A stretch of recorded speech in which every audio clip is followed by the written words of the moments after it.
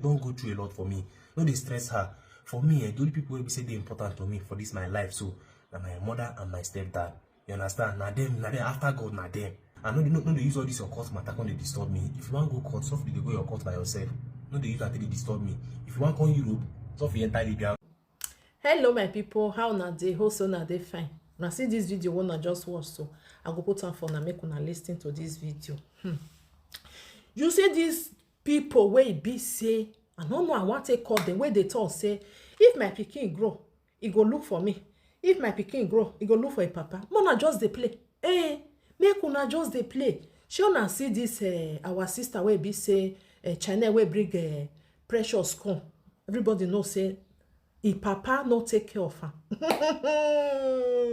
Now the man come dey demand, according to the video, the man dey demand na make precious come carry am come abroad. I no understand, oga. Pikin wey you no know how e take grow, 23 years old boy, make come carry you go where? I no understand you. Where you wan go? Like say as you abandon the pikin, im mama can also do, because some women dey wey be say they abandon pikin, not be only papa. You go just leave am, the pikin will come grow, you know, God go come bless am. The mama will come dey talk say na something concern, and this one concern, and the other one. Some dey like that wey be say go marry another man, he go just forget about that pikin wey born. He dey, but the mama no do like that. He continue, he do everything, and he bring her come. So this man now come dey talk say make pikin come carry am come. According to them, he even carry them go court. Cool. Now why for some male? Una no even get shame. So much shame, chekele, una no get am for why? Pikin wey don reach to even born to form a family, because once you are 18 years, you be adult. You understand? You can form your family. You can just decide maybe you want go school again. Depends of what you want for your life, because nobody go even fit tell you. They fit give you advice. So now you want make come carry you come abroad, and you don't know as it take grow, and now your mama now carry am come. I don't understand. Now because of say they even they give you listing here, because people like una they block una go through one forever. People like una wey be say no take care of pikin, especially when it comes to you decide not to take care. Not be say mama na no gree make you take care. Mama can carry and run. You don't know where that pikin dey. That one dey different. You see those of una wey be say una got the opportunity. Una say no concern una. Anywhere where you like make it go. If he grow, he go come look for me. Especially people like una wey be say e.g. like Odafe widow wey be say he pikin dey abroad for year, no know where dem dey. He prefer to sit down with where they dey. He abandon those two pikin, say they not be those pikin, not be pikin. You see this one now where come they demand now say make the pikin come carry am come. Oga where you say make carry you go, I no understand. You no know as they tell the pass Libya make you take come. Pikin where you no know how it take grow, whether eat or he not eat or he sick or he not sick or. So because of say mama don't do everything, carry am come now, you want come they like the zoloi, come the chuka, make come carry you go where. You kukuma just face your life where be say you face that time. You understand? Before your pikin you come to big you on, we go join now. Person like me, I go join now. Kukuma just face where you just did that time, where you can't think, where you can't talk, say the pikin, which kind pikin be that one? Go, you know, because pikin when they talk say it no go be, no go become somebody. Last they'll come be somebody. Yeah, don't you get na mega. Because for your mind now, ga, you be think say, if mama don't even go abroad, you not go even mind now. If mama go face another life for that side, he go abandon her as you say abandon, you know, for your mind. But if mama not do something like that, he do everything to bring that pikin come here. As he carry and come here, oh yeah, pikin, start your life. And according to the boy, not be mama, they even they tell am say do one like this or not do one like this because why? He don't grow, he don't be adult, he don't know what he good, he don't know what he bad, he don't know say you were not there for me, why will I be there for you? You don't know say if they look you as person wey be say you just see for road, that's why they look you. You know they look you as a father. that love you know dey again. If dem dey tell una say go and take care of your child, make sure say you dey there for im life, especially say no be im mama tell you, okay? And you come decide say e no concern you. If e grow, e go look for me. Oga, just dey play, because the time wey e wan look for you, the time wey e want you make you come in life, you were not there. So wetin come dey important for your life wey you wan come look for? Wetin come dey important wey you come dey find dey go say if my papa no come give me, I no go fit waka? E don dey waka, e don grow, e don be man like you. E don know wetin good, e don know wetin bad. So e no get time to say I want my father. You hear now, Mr. Man, say make you come carry you come abroad. Which abroad? Like say you now, as you leave am, the boy dey do yahoo dey go, or e dey for Ghana, e come gog for one country. You for find somebody wey go come carry you go abroad. I no understand the way some of una dey do. Not be only you, for all those people, all those men wey be say they no care. E no concern me. Some go say na girl e born. Some go say e no concern me. I wan start another life. You wan start another life, good and fine. But that pikin wey you fair born, carry am along. Una no dey hear. Una go say no. Na im mama say. Mama say. Once he's 18 years, you know what? Even though say mama even tell am say no go meet your papa. Once he don't be 18 years, if he do wetin he like, as far as say he not do, just know say you be bad head. You understand?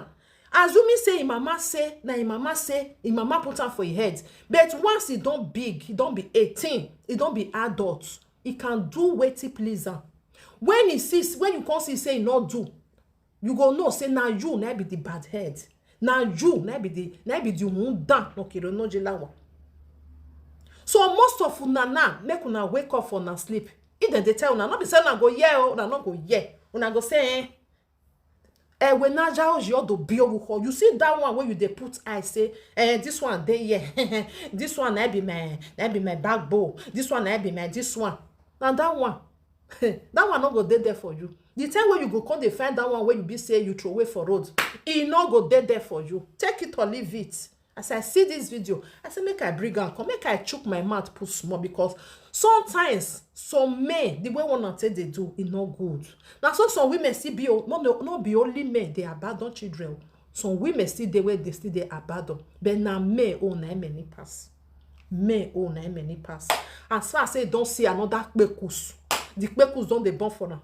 The first one, you go say, I beg you, if he better, he better. If he not better, make carry life go. But you can't forget, say you go old. You can't forget, say tomorrow, something fit use a gbe, touch a gbe. You go come dey find the help of that pikin where you be say you abandon. The one where you be put eye, it not go dey there for you.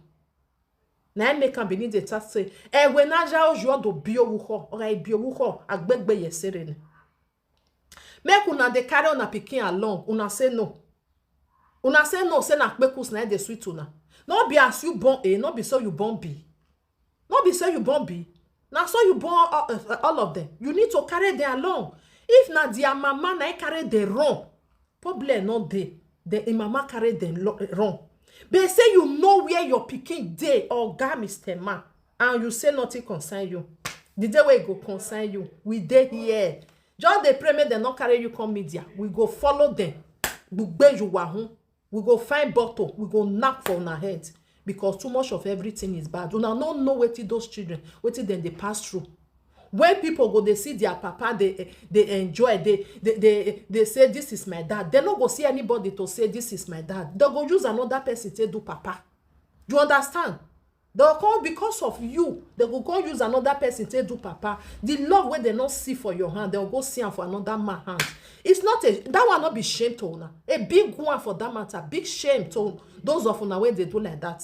Sure now understand. Not be all. Those one where their woman carry pikin wrong. That one they different. But you as a man, you know where your pikin there. You can't feel your concern. Now you get this message. Eh? Oga, where they look for pikin where one carry and go abroad. You just they play.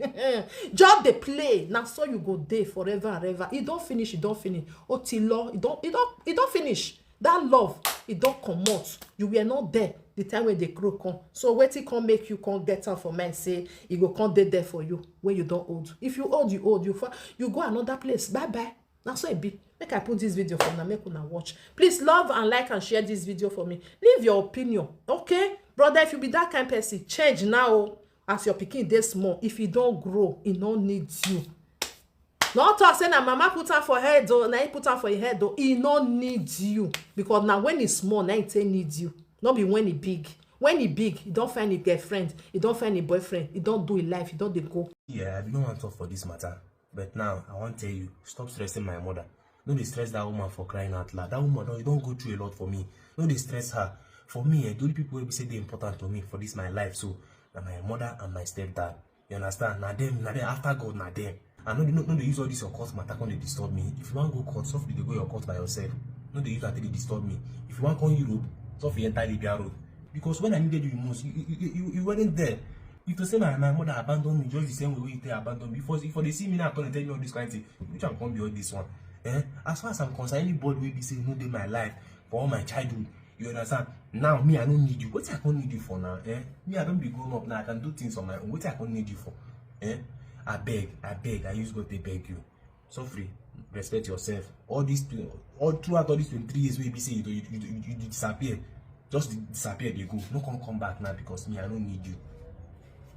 I want to send a message to my baby father that think he can abandon his child for 23 years and all of a sudden, boom, you woke up from your slumber and realize that your son is now in Europe. And your lawyer, they tell you, say, your son is working, he can bring you to Europe. That same lawyer did not tell you that your son is living under my roof. That I was the one that brought my son to Europe through the help of my husband. So therefore, if your son is going to bring you to Europe, I will need my husband to bring out his document and give it to your son to be able to bring you to Europe. So automatically, as long as your son is living under my roof, that means if you come to Europe, you are going to be living with me in my husband's house. I guess your lawyer never told you that.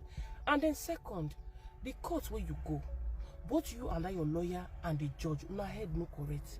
Because to say maybe that judge na better person, he's supposed to ask you, say, when was the last time you heard from your son? When was the last time you paid your son's school fees? Or when was the last time you have a conversation with your son? What is the relationship between you and your son? I guess he never asked you, right? And now you think you have the right to be running up and down, trying to paint me black and blue, like I'm the one abstaining your son from talking to you, or from giving you audience, or reuniting with you. You forgot that your child is not an adult that has his own mind, that can decide what he wants to do.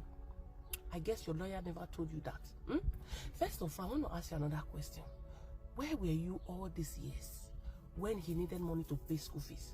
When I knew enter Europe, when I knew get document, where they borrow paper, they work. Where were you when I used to borrow money to pay your son's school fees? Where were you when your son sick for more than 4 years? Where did they carry and they go from one place to the other? Where were you? You were nowhere to be found, right?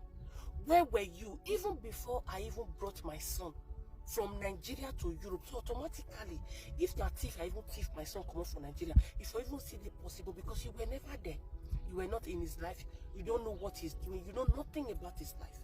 I don't want to open my mouth. Don't push me. I'm telling you. No push me, because if in a country, when it be say love for the work, now me and you did, somebody like you not supposed to dey walk for street freely.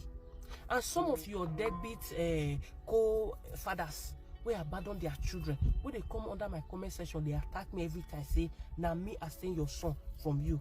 I guess their sense too dey small to understand that children, now people will be say, you cannot tell them something. They see with their eyes. They know who is in their life. They know who care about them. I guess you don't know. See, my voice is very, very calm. On a normal ground, the Chantal, you know, say I no go calm like this, they talk. But you're not surprised that I'm so calm. If your son said he don't want to have anything to do with you, I support him 100%. Because he's an adult. He has the right to decide whether he needs you in his life or not. And I don't even think he needs you. Because when he needed you was when he wanted to pay school fees, when he needed a father to speak with, when he was sick, when he needed clothing, when he needed food, when he needed shelter. That was when he needed you. Now, he don't need you. You know why? First of all, he did for Europe. He did work and he did school at the same time. So, I don't really think your impact matters now. If not blessing, you think say you want to give him, my dear, keep your blessing. Because the blessing you are supposed to give to him was, involving in his life when he was younger, when he needed you. So keep your blessing. He don't even need your blessing. And if you want marry, he don't even need you